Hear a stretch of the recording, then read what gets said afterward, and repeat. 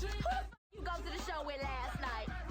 I didn't go to the show last night. You ain't got to lie. You ain't got to lie. You ain't got to lie. You ain't got to lie. You ain't got to lie. You ain't got to lie. You ain't got to lie. You ain't got to lie. You ain't got to lie. You ain't got to lie. You ain't got to lie. You ain't got to lie. You ain't got to lie. You ain't got to lie. You ain't got to lie. You ain't got to lie. You ain't got to. Oh my God! Now, hear this. We live. Hear this. Yes, sir, we are. Awesome.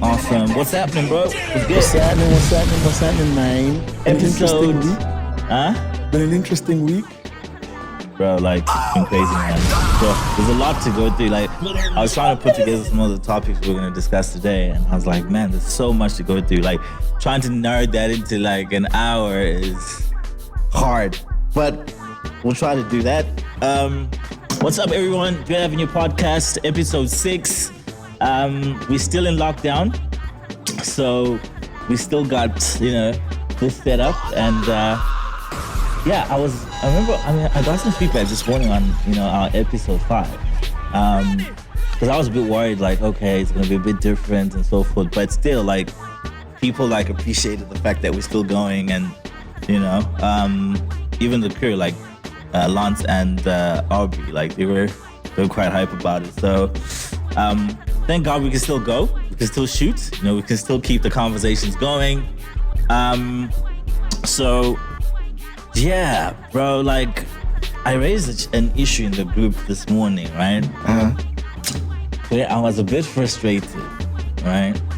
And I was saying to the guys,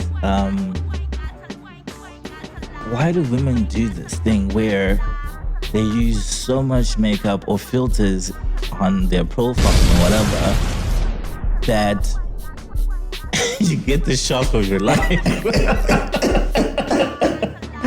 You get the shock of your life when you see, like, I think women should stop that, man. That is so annoying. Like, I don't know. What do you have to say about it? But I was annoyed, man. Man, it just reminds me of the crazy, those Nigerian memes, and they got like this woman and they kissing at a wedding with this guy, and after he kisses her, he's got like bits of makeup on him, and her hands are dark and her face is almost Caucasian, bro. I don't know, man. Bro, it's annoying. I wish women knew that. Like, and again, this show is about really giving the men's perspective on things, right? Different topics. So I think a lot of men will agree with me when I say, like, we don't like too much makeup. Like, natural beauty is a thing. You know what I mean? Like, you don't have to do too much. So, and usually the pushback is, I'm not doing the makeup for you. What? Stop lying. Stop lying. Janet, stop lying. Right? It's like, if you're doing it for us, just know we don't appreciate too much makeup like that. Like, at least if you're putting your profile up, let me put it that way. Yeah. If you're putting your profile up, put both, right? Where I can see what you look like with the makeup, and I can see what you look like without the makeup, and I can make an informed decision. You know what I mean? Like, okay, this is what I'm waking up to. But let me switch it up. Yeah. Women, if y'all are okay with fellas renting a Ferrari when he comes to see you, and not telling you that it's his car, and acting like it's his car, because you act like that's your face. Stop lying. That is not your face. That is a pancake you got on. And bro, and you then, nailed it. Or else, just be honest. I mean, if you say I'm being dishonest when I roll up on you in a Rari, but that's what attracts you. Because if I came up to you on foot, you probably would be like, whatever. But if I came up in a Rari, you're going to say something else. Just like if you came up as you were, who knows? There's someone there for your inner beauty. But bro, you've just nailed it. Like, and Facebook, you're responsible for filters with Instagram, all these platforms. Like, I feel like they're responsible because they deceive people. Now, because you put a filter on, you think you're a 10. Oh, yeah. But matter of fact, you're a 5. And you're still acting like a 10. And you like the girl that's on 10 because Instagram is lying to you or whatever. Like, We need to stop that. I was a bit annoyed. I was just like, nah, man, this is gone too far. Okay. This sounds Y'all like a need to cut it testimony, out. bro. Is this a testimony? Did this happen? Is there something you want to share, bro? This is a safe space. No, I'm just talking in general, right? I just feel like, in general, it's just something I thought about. I'm like, this needs to stop. Like, it's happened too often where, you know, yeah, I've had some cash fish situations before, and I feel like you're holding back, but it's whatever, man. It's some what- cash fish situations where I'm like, nah, this is not right. It's not right on both sides, right? And for me, it's just kind of sparked the thought of, in the conversation of this era of just pretense, right? Like, fake it till you make it or whatever. Like, I don't know. Like, that needs to just stop as far as I'm concerned. Like, I feel we there's access to a lot of stuff, a lot of apps, a lot of where you can pretend to be whoever you want to be, right? Yeah. And you can get away with it. But what I don't understand with the online dating and all of that is, listen, I'm gonna see you at the end of the day, Right. right? And what then? Do you know what I mean?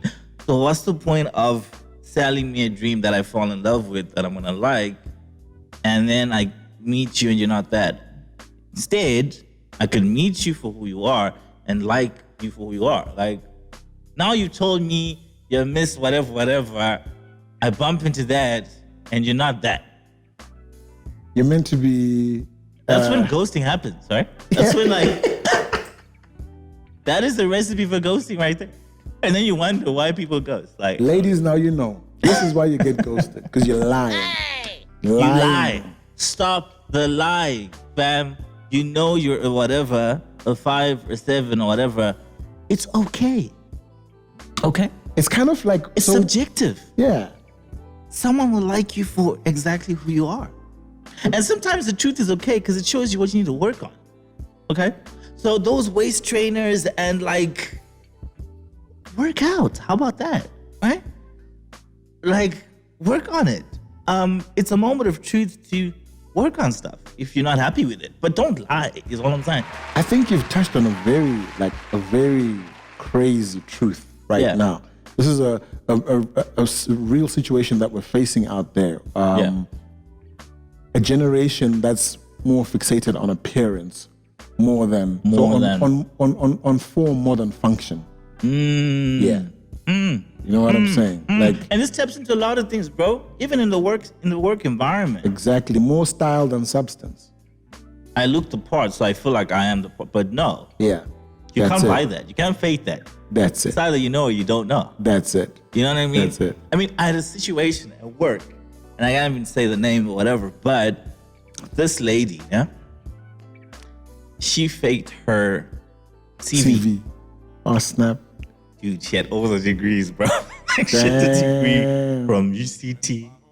She had an honors from BIDS. Exactly. She had this certificate, that certificate, But you know, with companies, like, they're gonna do background checks. They're gonna, bro, this lady nailed the interview. Like, she was amazing. She's amazing. You know what? We like you. You're hired, okay? But you know, these checks take place after the fact. After they decide After who they they've want. decided Because who they're they not going to want. check on everybody. No. So, fortunate enough, the recruiting agents we were working with did their own background checks. And they found out that, no, this person does not even have a degree from UCT. They're not. So they were honest enough to reach out to the company and say, guys, listen, we're sorry. We made a mistake. Made a mistake. We recommended someone who... Bro, think about the embarrassment of that. Now, and what was sad with that situation was, it was a lady of color, Ooh. right?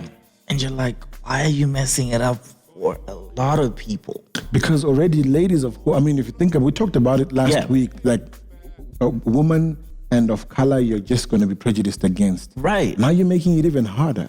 Now you're making it harder for everyone else that follows, right? And then on top of that, they ended up suing her. Vitz sued her. Ooh. because she forged documents. She forged like the certificate with the signature of the chancellor and all that crap. So they sued her. UCT sued her. Now it's like, what then?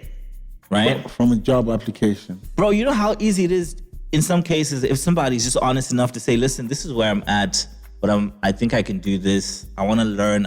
People are more willing in some cases like that. Especially if you even say, look, I believe in self-development. Yes. I missed my chance to get a degree, but I'm working on registering one. Funny enough, she would have probably been even better off. This is a lady that was a lawyer somewhere. So she was quitting her job to join my company, right? Oh, snap. So now she couldn't even go back to the previous company. Because now they would tipped like, yo, you guys were hiring a. So it's like, it can go bad. And I think that's the thing with just like this era in where you feel you can get away with a lot of stuff, pretense and all of that. Just keep it real, man. And just be honest with yourself of where you are. And this is not just, speaking to ladies, but we're speaking to everyone in general. Like, yeah.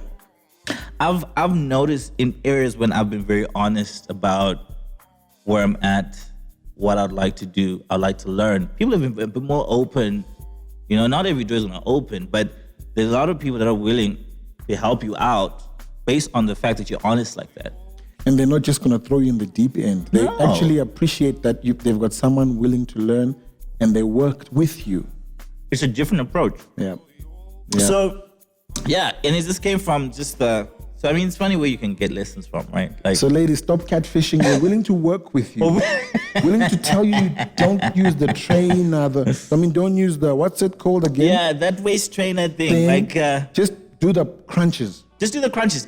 Tell me you're doing crunches. I would appreciate that. Like, I might go to the gym with you. You understand? It's already a different vibe. We're already kicking it on another level. Yeah. So, I think it's important to just be honest as a policy with yourself, with people around you, and you learn and you grow in that way. You know? So that's something that came up, and I was just like, man, I need to vent a little bit because this needs to stop, man. So that's one thing. And then the other thing that was interesting for me this week was what was sad, obviously, and I just thought it's worth talking about because there's a lot that was going on in politics. There's a lot that was going on in sport. Yeah. And the assassination of the Haitian president. I'm like, in this era, we're still doing that? Like, we're still killing presidents. We haven't learned. You know what I mean? It's sad. It's sad. And Cat Williams made it. I think it was Cat or who made a joke and was like, you know what? We need to, as a society, we need to say, okay, we're going to take a break from this relationship with presidents. Yeah, presidents thing. Like, we need a hiatus, like a break, because it's not working. It's like, it's a cycle. We keep being sold this dream and that dream. But politics is always at the center in some cases of messing up society, But I feel like it's politics, man. I understand if then that person's policies can affect your personal life. Right. But I don't remember Haiti being a dictatorship. Yet I've heard of dictatorships that lasted and no one bothered to assassinate them. Facts. I'm just like, remember also Wycliffe wanted to run at some point. Would they have killed Wycliffe? That's what I'm saying. Like, would you have done, like, what is going on? Funny enough, they're saying in the news, it's some mercenaries from Cuba, Colombia, and America that were involved. I'm kind of not surprised the USA is in it. Bro, USA is always, you know what? We need to, at some point, take a break from the US. Like, that's true. In Shona, you say single as the planet. In Shona, you say I like. Yeah. Like it's not working out. USA. It's not, this thing of offering assistance there, like, we're cool on y'all. Like, just take a break, because usually something always goes wrong. Like, once they get involved, they'll give you aid or whatever, but somewhere, somehow, the price of that support is higher than what you get from it. You know what I mean? True. And it's the same. And if you become independent somehow, maybe you discover oil in your country, you become a dictator, Lord. and they want to change the regime that's oppressing its own people, quote unquote. I'm not pro-Trump in any way. Yeah. But there's some statements that he said that I rock with. Yeah. Of each country should take ownership of its own policies and work on themselves. Like, let's not focus too much on this country, that country. Like, this whole thing of globalization, I get it can be a good thing, but in some ways, it comes with its own big challenges where you've got other dominating powers that use their resources to then control others based on them offering support, and you know what I mean? And in my mind, I think that's something that we always need to look out for when we're looking at policies that govern the UN, policies that govern how countries interact. Like, sometimes I think, yes, if they're like human rights abuses and things like that, there has to be a body that can step in. I get that. But fundamentally, I think societies and communities should govern themselves, and they should, control their own destiny, So it was a bit sad when you're looking at what was going on in Haiti that, now you got external forces that come in and assassinate a president. It's unacceptable. It taps into just a conversation of this whole globalization thing, okay? Because if the assassins were not from Haiti. These were people that were from Colombia and the US. Those are the suspects right now, right? So now it begs the question of what is the agenda? Who hired who to do what for what purpose, right? I know they were having issues locally with the, local community wanting the president to resign or whatever, but I think they should have, I think countries should be able to solve their own problems when it comes to that. I hate when external forces try to influence. And I understand in some cases, like I was saying, if there are human rights abuses that are going on and stuff like that, you do need a body that can step in and say, okay, we need to address that. Mm-hmm. But I think there should be a governing rule around how much influence external parties have in local, matters, right? And specifically when we're looking at, I think we actually should be very specific. Like when we're looking at, there's certain powers like the Western powers like the US, Europe, and so forth. I think, allegedly, we don't know I don't know. I'm not gonna speak from I'm too informed about it, but I just know there's a lot of influence that they provide and they try to leverage through giving resources, whether they're funding you for this, funding you for that. Oh, I'm happy to rattle off quite a few places here in Africa where they've been involved. And I know the rebels in Rwanda, they were involved. I know in Sudan, they were involved. We've seen so many movies where US soldiers are dying and they're made to be heroes, but they were meddling in another country. I know MNR and the assassination of Samora Machel in 1986, they were involved. That's a lot. That's just Southern and Central Africa alone. We're not even talking about the other places in the world where they have interests, like oil. And it literally takes someone who's also a threat to them, like a Russia, for them to not interfere in the gas fields, for example. Right, and right. It takes a China to become a superpower for them to not do an embargo. For Pearl Harbor to happen, remember, America had shut off the Japanese empire so that they couldn't trade. That was a trade embargo. So you look at that and you say, clearly there's an issue there, and it just bothers me when life is lost, right? There's a lot of life that has been lost based on politics in general and policies and politicians making certain decisions. Right. I understand in some cases there's an argument of there's a need for politics and so forth because this is how policies are made that can influence your day-to-day and so forth. I get that, right? But I think we need to revisit certain things around politics in general that have caused a lot of harm, and we've lost a lot of lives as a result of policies and, politicians. And one thing I've also learned is policies come not necessarily from your presidential elections, right? They start with the local ground level politics that goes on at your whether it's your municipality or electing your mayor and things like that, where the policies actually influence how things run locally. And then, so I think this is just me to encourage people to vote, right? So that you actually see the change that you want to see. It's always easy to criticize from the outside, right? To say, oh, what's going on, this and that. But you actually have your power when it comes to voting. That's where your power can be exercised as a normal civilian, because the people that you put in definitely are going to make the decisions that influence your future and things like that. And it's just sad to see what Haiti's going through right now, where they've lost their president, right? So that was something that was just like, man, this street politics was just like ridiculous. Locally, yeah, we had issues in KZN. It's just like a lot, bro. I told y'all it was going to be wild in KZN. I told y'all it's spilling over to Gauteng. Oh my goodness, bro. I'm just like, jeez, man. They need to get it together. Like right now it's still going on. I mean, you know, and I remember I was asking him, like, how come did they not see this coming? Like, do they think this thing was just gonna happen smoothly? Like, just lock this guy up and that's it? Man. You know what I mean? Yeah.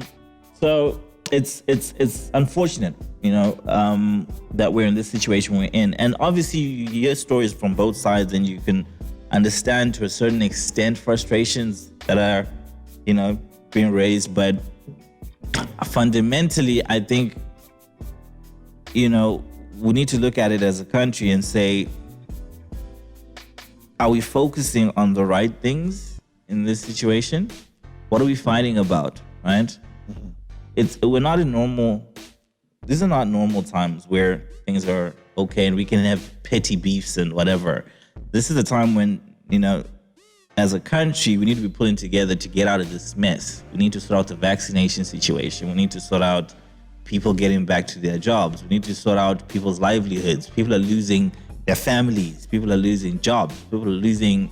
there's a lot of chaos that's going on that we haven't created that we need to get ourselves out of. So I think there's a time for politicking. Yeah. And then there's a time to get to work in a way and focus on real issues. It's just unfortunate that that's what's going on right now.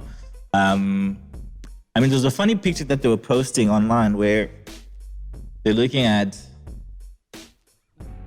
the former president's house, right? And just not too far from it, you got a little shack, right? And they're saying this person in this little shack is in the street protesting, but you don't understand that picture itself, you know what I mean, doesn't look right. Yeah. Okay? Yeah. And I just think at some point, I understand loyalty, I'll understand, you know, fighting for, or rather fighting not to lose the freedom that you feel you've received in terms of, you know, owing it to people that fought for this country and so forth. I get that, right? But I think at some point we need to differentiate loyalty and justice, right? Where it's like, if there's, you know, rumors of, you know, money being stolen from the people and all of that and things like that, like, that cannot be ignored because you fought for the country. If we're talking about corruption, you know, that you've committed, like, yes, the freedom that you fought for also puts you in that situation where you need to atone for account for the things that you did wrong, right? Mm-hmm. That's part of the freedom you fought for, right? Justice. So I understand it on both sides. True. And I understand, you know, that there may be concerns around, you know, how this whole thing is being handled and so forth. But I think it's not fair to just make it an argument that because somebody fought for a country, that they should not face the law. Mm-hmm. I feel like that defeats the whole purpose, right? And yeah, we just hope they figure it out. Just from an outsider looking in, you just think, man, we need to figure this thing out. This is not, what are we fighting about? We need to address real issues that people are facing. You know what I mean? So I think society is kind of, it's pendulous. It swings one way or the other. And sometimes if you're far right, someone who's center can look like they're left. You know what I'm saying? So this is what I mean. Due process must be followed for the law, right? And part of due process is if you have a precedent, if you have a case that's similar that was tried before, you use that as the benchmark for how you try a certain case. Now, there is a precedent for the situation with Zuma where some business people were meant to, have some sort of interaction, but they didn't. And so what you had in the end was they didn't appear in court.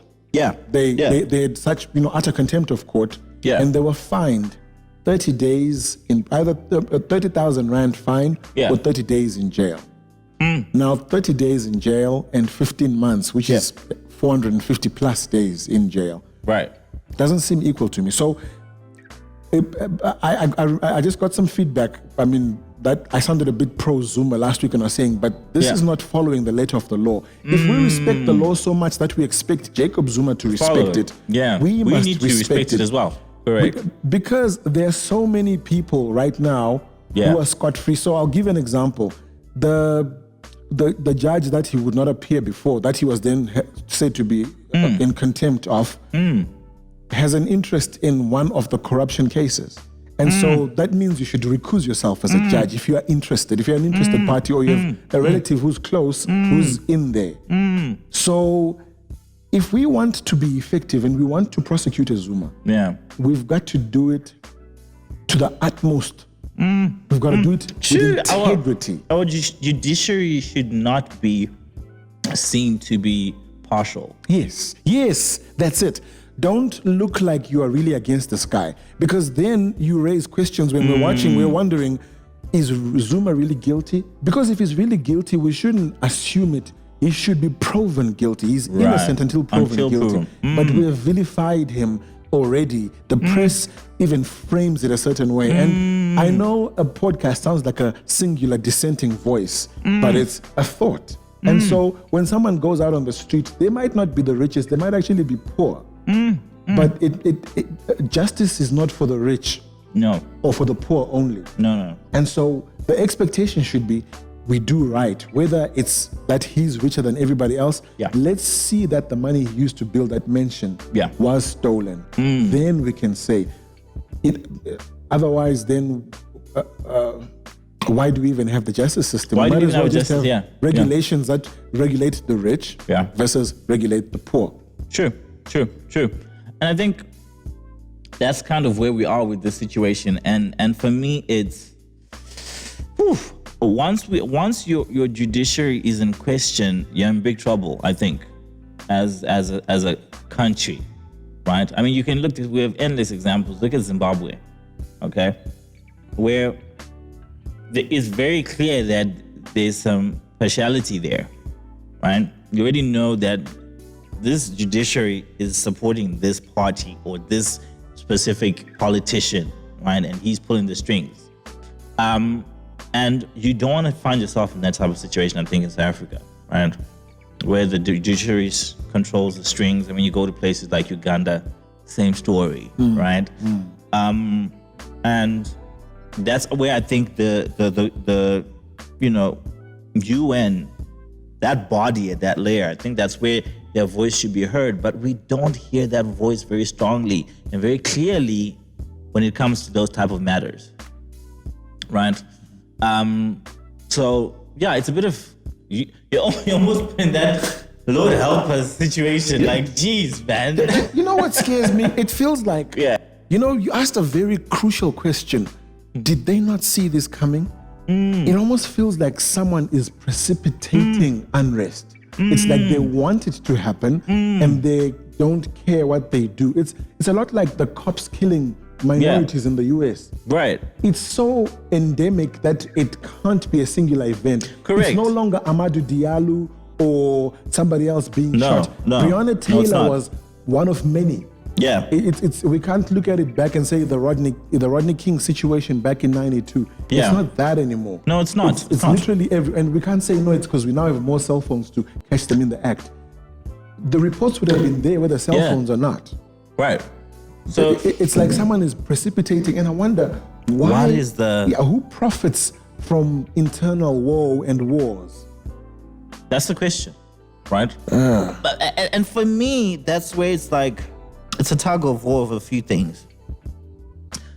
Society can easily be distracted by an agenda that's been pushed, that they miss everything else that's going on, right? We have so many distractions. Entertainment, we have Social media, we have. faster understand? life. Yeah. And we're so distracted with those things that we not seeing what's going on actually around us, right? And when we wake up, it's sometimes going to be too late, where it's like, man, you know what I mean? They've sold all the resources. Do you understand? Yeah, Like, true. Fact. so I think that society, we just need to wake up, and I think that's where independent platforms like ourselves, right, where we need to use those platforms correctly to raise questions, to be where the people are at, because people are on social media, people are on, you know, the internet and, you know, YouTube, whatever, and shed some truth in there, you know, throw out some thoughts that people need to consider, right? And this is one of the things where we're saying, like, let's ask the right questions. What's going on? Yes, we understand there's the Durban unrest, there's this going on, but fundamentally, what's going on here? You know, are we trying to find solutions? Beneath the surface, what's going on? Yeah. And there's no one that's going to come and help us except ourselves, if you think about it. Fact. Everyone has some form of interest at that level, right? This person is funding my campaign, so I need to follow their agenda, or, you know what I mean? So I think as society, we need to ask the right questions. That's why the concept, as controversial as it sounds, the concept of a Trump was necessary. The idea behind a Trump was necessary, in that an outsider coming into the system to... I fully agree, man. You see what I'm saying? Listen, if you don't like it, say it in the comments. Tell us what you think. But I think Trump was necessary to disrupt these guys who are either alumni of the same. I mean, how many US politicians have gone to Georgetown? How many of them are part of the Skull and Bones fraternity? You've got to ask yourself, what is wrong with this picture? Consistently, we have the same crew, people who know each other. With the same agenda. You get a father and a son becoming president just one generation apart. One family. You get, you know, you got to ask yourself, this one is related to this one distantly or however, and you needed a Trump. I fully agree, and somebody who calls it like it is. I'm also not necessarily pro-Trump. I had so many reservations. Yes. But it was so refreshing to hear somebody calling it like, no, this is nonsense. Let's focus on America. Why are we focusing on somebody else? And you know, it's funny. If you understand the issues that we had with the Trump, you know, some of the issues were petty, okay? In the bigger scheme of things. Do you understand? You can say, oh, he lied about this statement, or he didn't say this properly. He says it like a layman. He's not presidential, right? Who defines what presidential is? You just need somebody who's honest, exactly. who tells the truth, who gets things vote. done, right? So this whole concept of, and that's also what I appreciate with the society that we're in now, especially just in the last year alone, where who defines what an accountant looks like? Who defines what a doctor should look like? Exactly. Right? It's more about substance than how you look, how you talk. It always annoys me in corporate when a person is criticized based on the way they communicate. They're not eloquent enough. They don't. Do you understand? Like, who defines that? That's the standard, right? All of us are working from Zoom now. Yeah. So all that decorum is gone. Decorum and you should look a certain way. You should where does it fall on the scale now?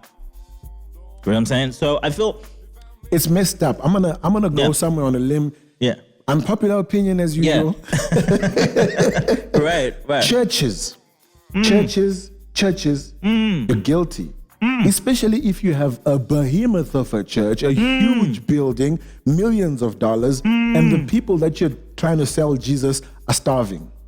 Jesus never let people starve, but he never built them a behemoth. There was no church. Jesus didn't have a church. He didn't say, build me this amazing synagogue while your neighbor starved. He fed people. He healed people. And I don't like the argument that, yes, we're a big church, but we do feed. Listen, the fact that you have this humongous building that's empty now for the last year and a half tells you something. For a year and a half, whatever you're paying to maintain that building. I think there's a time and place for everything. There's a time to be flamboyant, and now is not the time. Yeah. And it hasn't been the time for a long time. I like that. I'm gonna steal that. I might make a t-shirt of that. Do you know what I mean? Like, if you think about pre-COVID, well, all these big, churches, and nice buildings, flashy. Yeah. Oh.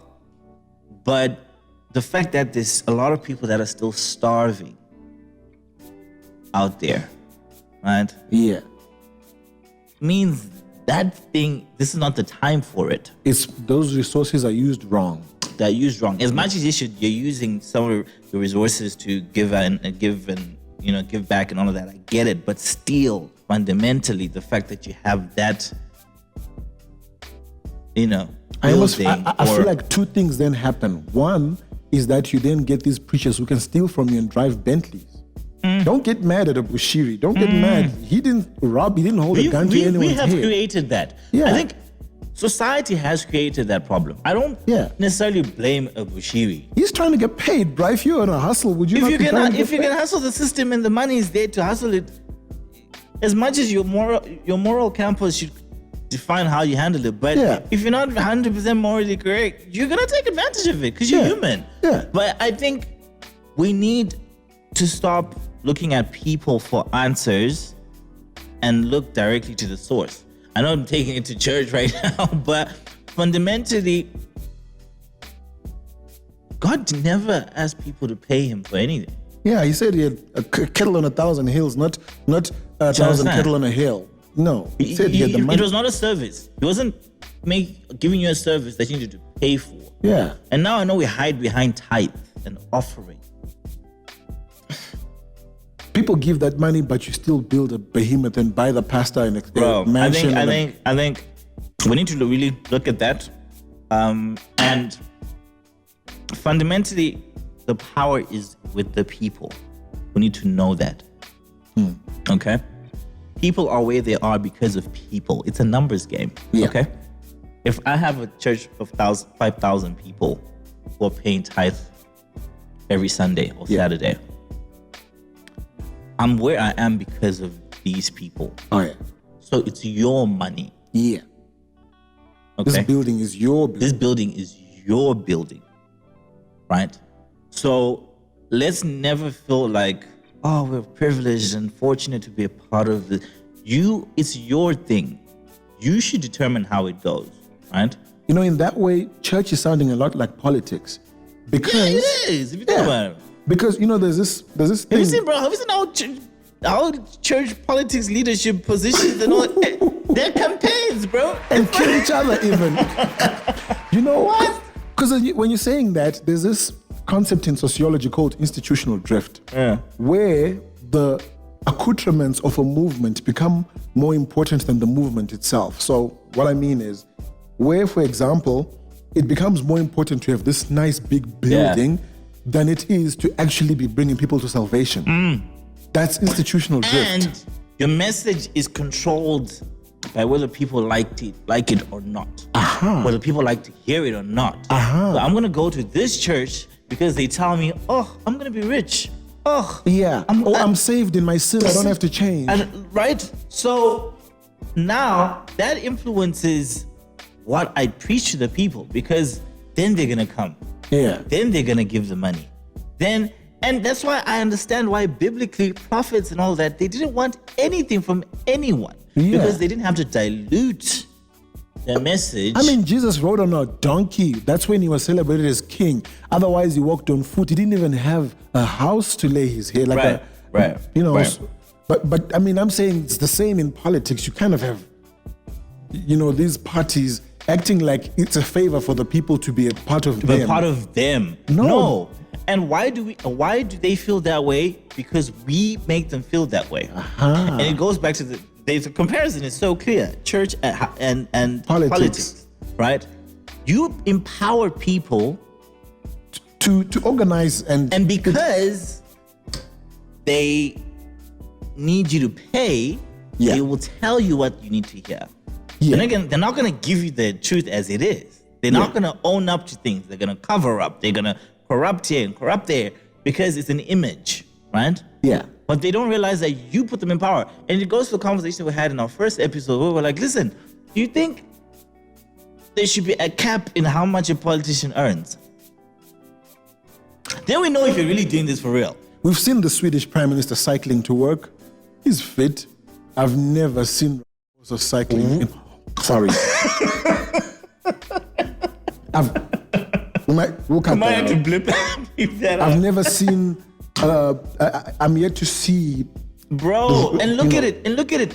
The countries, some of the poorest countries are the countries, some of the richest presidents or politicians. With motorcades Why? for 2 kilometers long. Why is that so? Yeah. How are you a reflection of your society or your community when you're in this big mansion driving this huge car, but The next house is a shack, like you were saying. how are you representing your community? How do you say you feel my pain? When you even that house, the big house, and Do you the understand? next door one is small. How are we speaking the same language? I'm gonna go back to my shack after the rally. You're going back into your mansion, and then you say, "No, I'm speaking for you." How? How do you speak from a point of urgency to my situation when you don't actually understand my situation? Thank you. You've brought in the element of time, urgency. Because these guys put it off like it's not a big deal. It will come right eventually. No. Someone's child is starving because there isn't a hospital in Tonight, place. today. I actually love, and I think we even touched it again in the first episode where Yeah. we talked about we loved the equalizer that COVID was, because Right. if a minister had not developed the health system in their country, they were stuck in their country yeah. with that Oh, health now system. you gotta deal with it. Yeah, this is the hospital you built us, buddy. You stay here. You know. So I just think, I think we need to revisit this thing, and I think as societies, because it's not a South Africa thing, it's not a Zimbabwe thing. It's generally we need to address this thing, where we look up to these politicians for answers and solutions, like they're better than us, right? Like in some way they're more deserving of the rights and liberties and benefits than we do. And then we even wear T-shirts with their faces With if their it's faces Africa, and like with their these names idols. if it's America. No. A politician, as far as I'm concerned, he's almost like a representative. Yeah. So how are you representing me if you don't relate to what I'm going through? If you're not in the trenches with me? Yeah. You understand what I mean? Yeah. So I think that's something that, just a thought, something to think about. Just like that picture doesn't look right, and it hasn't looked right for a very long time. It's almost a standard now. So being a politician is a come up. It is. It seems like it is. If I've been elected as a minister, I've come up. If I've been, There's a famous minister who's on Twitter always flexing what he's got. I don't want to say his name because I don't know. you know what I'm saying? Like, Yeah. that picture does not look right. I mean, and- he's an MTV generation preacher, this guy. He's like, I'm just saying, like, what are we doing? At that point, what are we doing as society Yeah. to allow things like that to go unnoticed? And we praise them. yeah. And that's my problem sometimes with us Africans in our mentality. And I'm glad we got this platform. We're going to dive right in there. Yeah. We have this thing where because someone is my elder, Yeah. I don't question them. Yeah. Because someone is my elder, he's my boss. Boss. Sir. My leader. My leader. Like, and we let people get away with murder based on who they are, how we've put them up. And we don't ask questions. Or if you look at if you see the English Parliament, Ooh, that thing almost comes to blows. Oh man, they will tell you you're talking trash to your face and you are the prime minister. Right there in your face. do you understand? It doesn't matter how old you are. It doesn't matter what your status is. You're equal in that room. You know, in that way, I like AOC in the US Senate. She kills it, man. She tells them off. Like, Yeah. listen, you're a geriatric. You shouldn't even be talking about youth issues. I'm like, what? I can't even imagine someone saying that in Africa without being Do you understand? disappearing or having an Disrespectful. accident or whatever. Do you understand? And we have slightly that in the SA Parliament, just to give credit a bit. But I think still there's this element that's entrenched in our traditions, right? Of your elder is your elder, so you can't question whatever they say goes.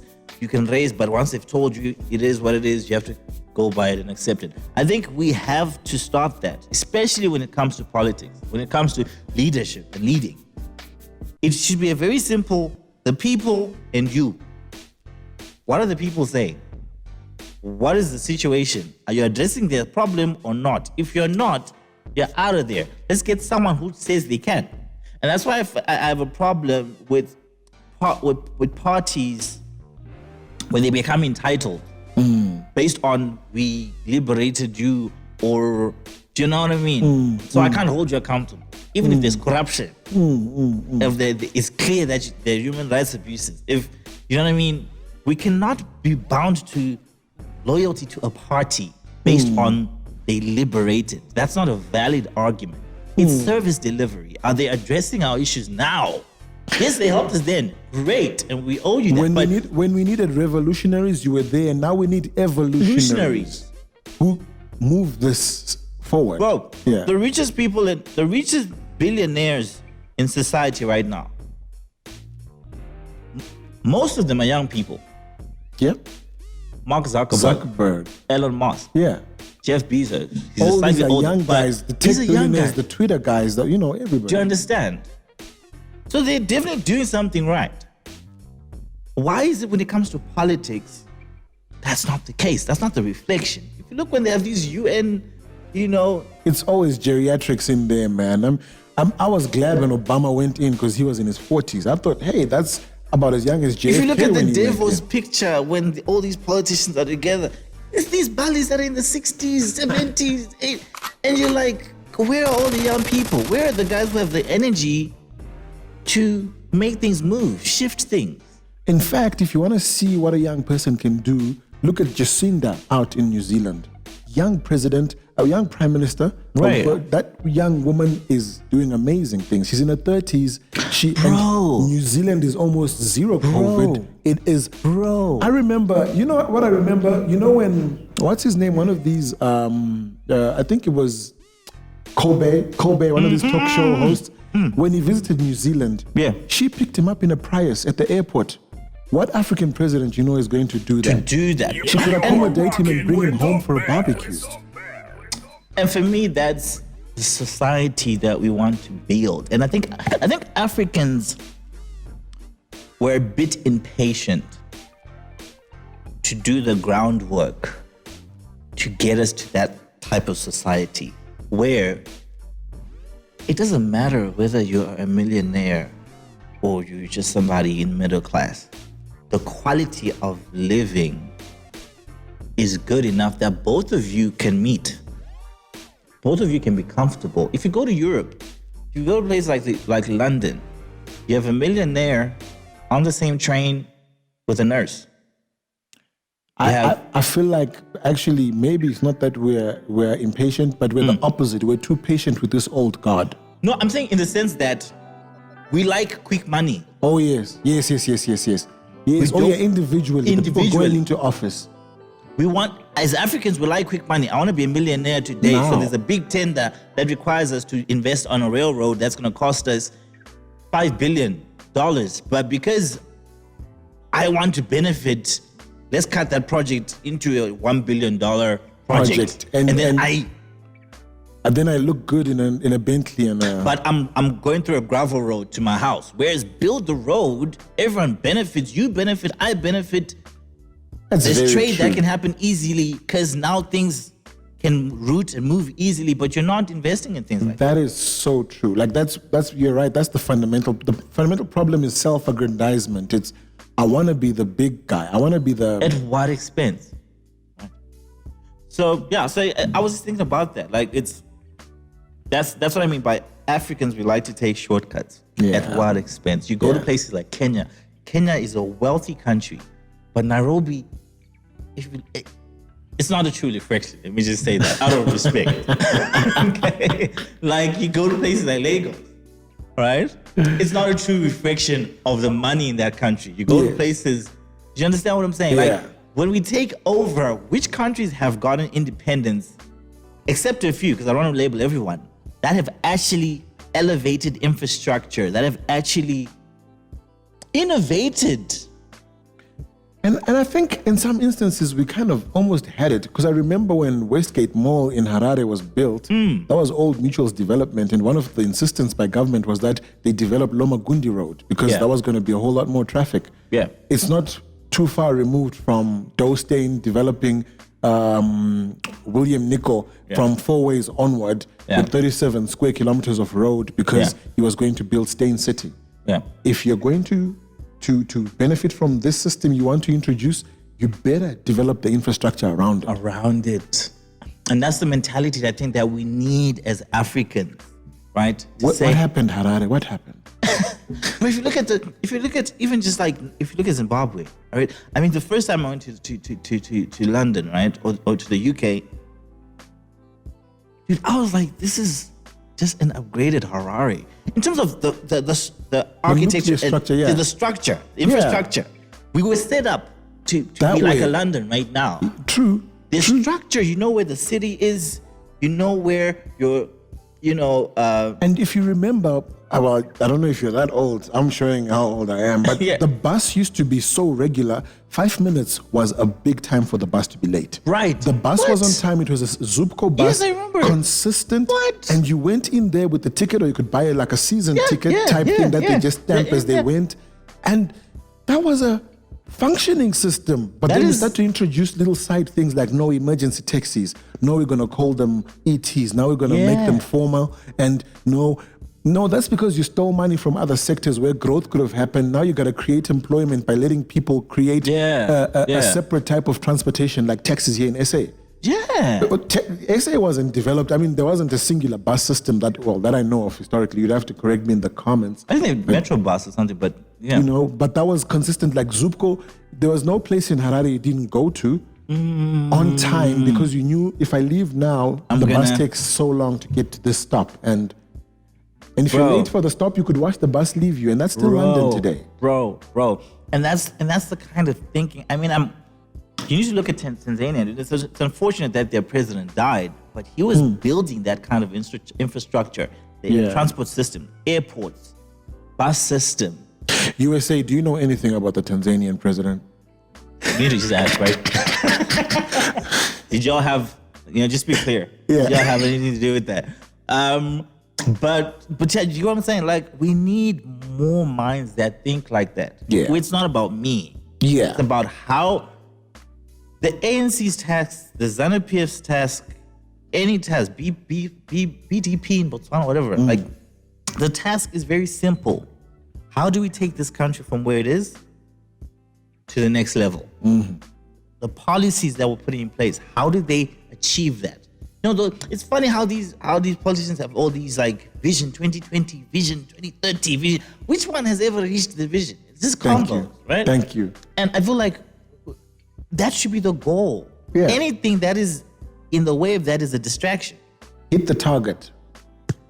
Hit the ground running and achieve that. And we as society, we need to be the ones holding them accountable to that. Yeah. Where are we with these projects? Where are we with this? You promised this. We almost need like a register, a checklist. Like, Yeah. have you achieved this? Have you achieved this? Don't if you talk haven't, to us until you achieve no rallies. No rallies. Thank you. do you understand? Yeah. Like, it has to be a simple thing as that. Yeah. What have you achieved in the time that you said you were going to achieve it? Because in corporate, that's the question. That's It's what always, it is. Deliverable, private bro. sector Like, will it's ask simple. you, did you do what you're Your supposed target, to do? KPIs. Exactly. We need KPIs from a politician. I think that's what we're going to call this episode, KPIs from Yeah. politicians. We need that. I think, Derek for president. 2035. you know what I'm saying? Like, nah, bro, like, I just think, like, we definitely need, No, man, 2025. Sorry, not 35. right? Like, we need to hold politicians accountable. It's a very, and it also makes other people not try to jump in for the wrong reasons. Because it's a hot seat. Yeah. Do you understand? Yeah. It's not something you just jump in, you buy a few KFCs and go And to a t-shirts rally and whatever. and have those women sing for you. You need to know that you're going to be held accountable. And if not, you're out of there, right? That's it. So it was just something that I thought, we should just touch on, in terms of just the society that we're in now and just what was going on this past week in politics. I was looking at the Zuma being locked up specifically. His age is definitely concerning. Mm-hmm.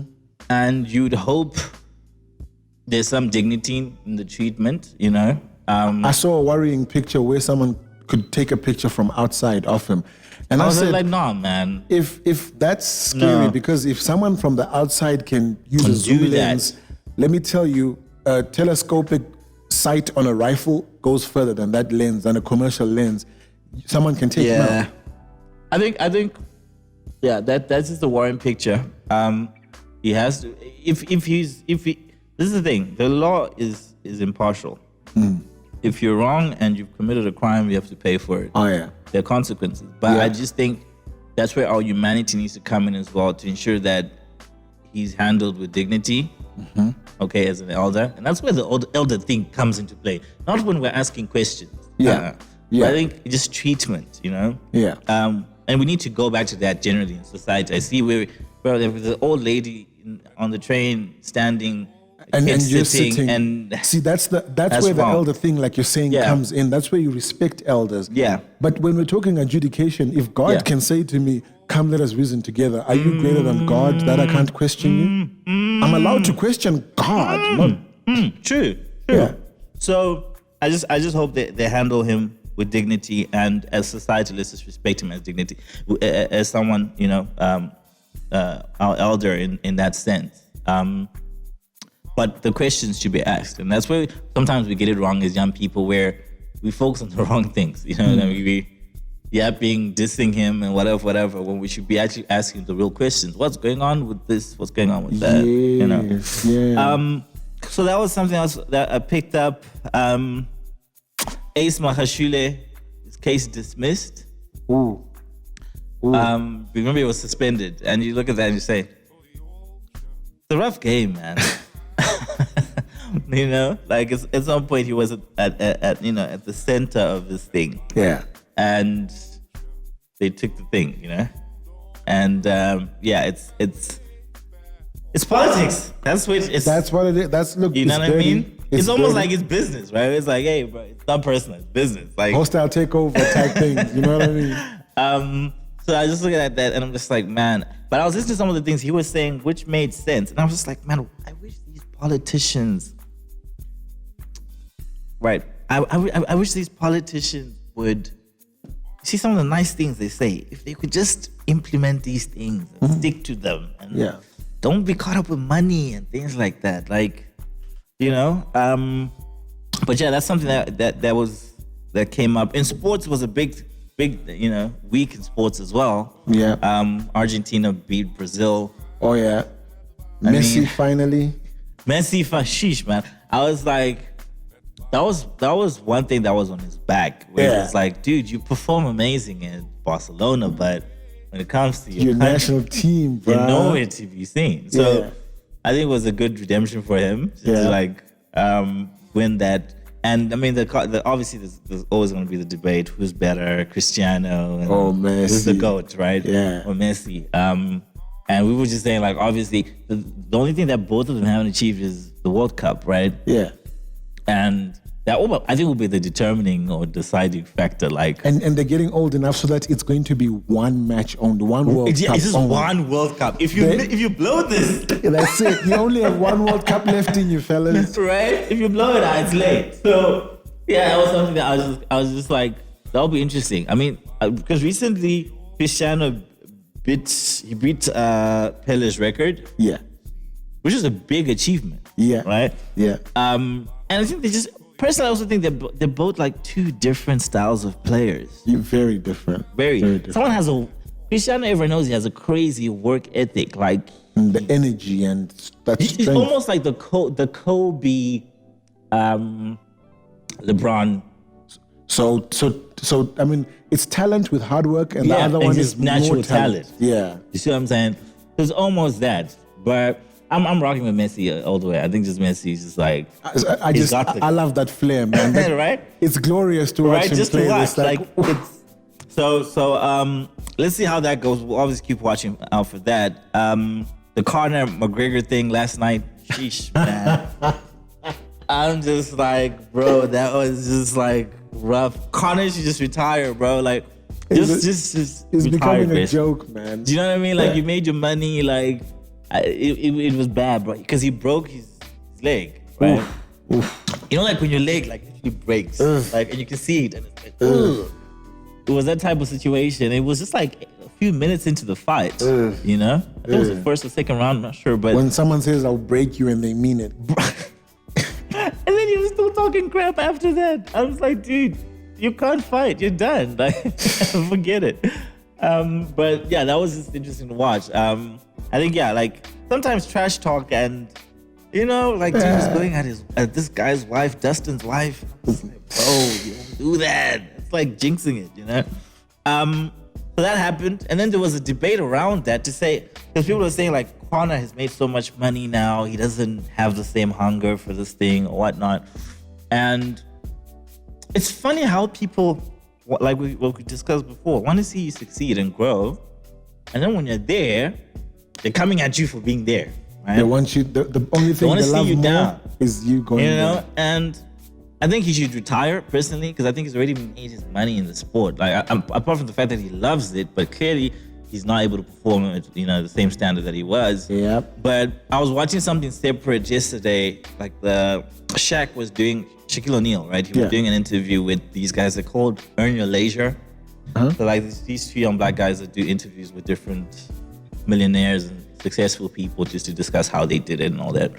And Shaq was just talking about money management, like knowing how to use your money when you get it, like, and making the right moves. Because dude, I didn't know Shaq owns rights to Elvis Presley. Yeah. He owns Shaq is worth $500 million, man. Marilyn Monroe. He owns a lot of shit. I'm like, Shaq, Magic Johnson, those to me are the guys to look Forever up 21, to for like- business. bro, the dude is relentless. Yeah. And his secret was very simple. He was like, supply something that is going to change people's lives. That's his policy. Anything he invests in is something that people need, Yeah. whether it's insurance, whether it's clothing, whether it's food. He owns Papa John's. He recently Really? bought I didn't Papa know John's. that. Yeah. I didn't know that. I'm gonna be ordering pizza from there now only. He owns Papa John's, bro. And I was like, wow. And that's a good policy. And you know where he got it? He got it from Jeff Bezos. Because he said, I was just like, when these guys are talking, these guys that talk too much, these knowledgeable people, I just pick up the key points. And it's worked for him. Bro, like you said, he's worth 500 million. Like, That's it. That's a lot. and that's after basketball. That's a lot. Like, remember Magic Johnson also talking about how he managed to pull that move with the Starbucks and managed to get Starbucks in the urban communities. 120, I think it's 127 or so branches. And that's a lot of outlets that he owned. And Franchises and so on. exactly. Understanding his market and changing the menu to suit, just customizing it to suit the people. And I mean, he pulled it off because of the work ethic and understanding that you don't spend your seed money. That's the money that you're sweating for. Don't use that sweat money. That money is meant to be invested in something. Then you get the toys from that. He was like, because he was at a point where they wanted to buy his brand, right? The Shaquille O'Neal brand. Yeah. And it's like the organization that gave him the payout, right? So they want to buy the brand. He said, okay, buy it, but I'm going to put the money back in. Yeah. So it's not just my brand. Now I own part of the bigger. So Elvis, he owns the organization Marilyn that owns Monroe. his name. So it's like, so he was like, if Shaq goes away, we still have Elvis. like I'm good. You know what I mean? That's Like dope. I still got That's crazy. Elvis, Marilyn Monroe. I'm good. I tell you the crazy story that Michael did to Eminem. Yeah. Michael Jackson. Yeah. Yeah, Michael Jackson. Same thing. Like the name. You get the name. Yeah. Get where the business angle is. You know, Eminem did that funny. You know, he used to spoof Michael a lot. Yeah, yeah. Early in his career. Michael just went and he bought the company that owned M's catalog. Wow. The publishing. And so every time Eminem spoofs him, up until that point, I mean, that he bought it, every time he did, Michael was earning bucks from it. So it's like, okay, you go ahead and make the noise, it's making me money. Because Michael was a businessman and we didn't know it. I People mean, don't know how smart that dude was. he owned half of the Beatles catalog. The other half was owned by Sony. That made him a billionaire, just that alone. So Paul McCartney performs his old songs. Michael Jackson makes the taking money. check of that. You know, I mean, and that's why I think we as young people need to know this money game. It's a game. Know how to play with money. You understand? Know what's important. Know what isn't. You know what I mean? Like we all come from very like humble beginnings that sometimes we get too excited when we get a little bit and we think we've arrived. Right? Yeah. And I think that's where financial literacy becomes a thing. Like you need to know how money works. Discipline and consistency, like you like. Read. You know what I'm saying? Yep. Your time is your inventory. You know how to manage your time. You know what I'm saying? That's it. Like, and that's something I've just been on recently. Just like reading, man. Like, I never used to like to read, eh? Like, I used to like, it's annoying to like sit and read a book for like hours. I need pictures or something. You know what I'm saying? I used to be that guy. But when I was traveling a lot with work, I used to watch movies maybe like at the airport or, you know, and I was like, man, I need to buy books. I need to use this time to read. And once I got into that habit, bro, like it's empowering. Oh yeah. Right? When you know a little bit about everything and when you're in different rooms, Oh yeah. you can kind operate. of pick up when somebody's BSing, you know what I'm saying? Exactly. Or somebody knows what they're doing. And Exactly. I think that's what we need to do to empower ourselves. And books are kind of, you're interacting with another mind. It could even be a dead person. I mean, Yeah. if you read Peter Drucker's management practices and principles, you're interacting with a man who invented the society we're living in, the knowledge society. But he's not with us anymore, but you can pick his brain. Bro, You read Gladwell, you're picking Gladwell's brain, Stephen Covey, all these, you know. we're so caught up with the front end, we don't care about the back end. It's a funny Twitter. concept, right? Like, we're so caught up with, Tweeting we'll give you a check of Yeah. $1 million. Let me show them. I'm just gonna take your publishing, and because you don't know what publishing is, like, whatever. Let me take the $1 million, like cash, right? But you don't understand the value of equity, things like Exactly. that. Like, That's what it. are we talking about? That's right? it. You can take the front end, but in the bigger scheme of things, what are you missing out on? What's more valuable? What's more valuable? Do you understand That's what I'm it. saying? And That's it. and you learn about things like that when you read to say, oh shit, okay, This is way more This is valuable. worth something. Like That's it. intellectual property, right? That's it. IP is way more valuable. Like what are we talking about when we talk about things like that? And I think, yeah, that's the beauty of platforms like these where we can talk about these things and try to empower each other. And listen, you're not gonna. Also, one important thing that Shaq was saying was, listen, each CEO has their own path, Yep. own way of doing things. Yep. Kobe was the work The dude, Mamba was a hard worker. right? And I was the work, go to the club, go into people's DMs. Like it was a different approach, but I did what worked for me, and I took the information that was gonna work for me, and I applied it. And what was not gonna work for me, I didn't take it. And that's what you need to understand. Being a CEO is in the mind, right? And you need to manage yourself That's it. like a business, That's it. right? You are the business. You are the business. I'm not a businessman. Man, I'm a business man. Jay said it early, bro. That was early days. Like That's before, it. right? That's it. He was already on that mentality. And that's what we need to catch up on. I think, as just young black men Yep. and women Yep. say, let's take that ownership. Let's take that responsibility. Let's empower ourselves. That's it. Okay? Internet is your best friend now, right? There's all the information you need if you know how to look for it and search That's for it. it. That's it. So yeah, I think we have the right tools, and we just need to take advantage of them. Just to wrap this up quickly, there were other interesting, funny things that just happened. I was like, what the hell? Like, so it talks into like people appropriating our culture, right, and using it for whatever agenda. So there was a song that was put out by Juvenile. Yeah. So those from the early 2000s, they will know, right? It was something to back that thing up, right? It was a huge hit. That's when like Cash Money, Young Money, Cash Money Cash started. Money, When just they were Cash huge Money with back then, Birdman, Wayne and Juvenile and all the other cats, right? And so it was, Juvenile remixed it. I don't know who paid him, where they got it back to, because it was a bad move. It's like when there's this kid, Tekashi 6ix9ine, was trying to remix the Locked Up song by Akon. And it's like, Cheapening it. what are you doing with it? With that? Man, Don't play with Tekashi that, right? You know what I mean? Colorful. So they remixed the song to say, instead of, back that thing up, and we know what that thing we're referring to is, but they say, vax that thing up.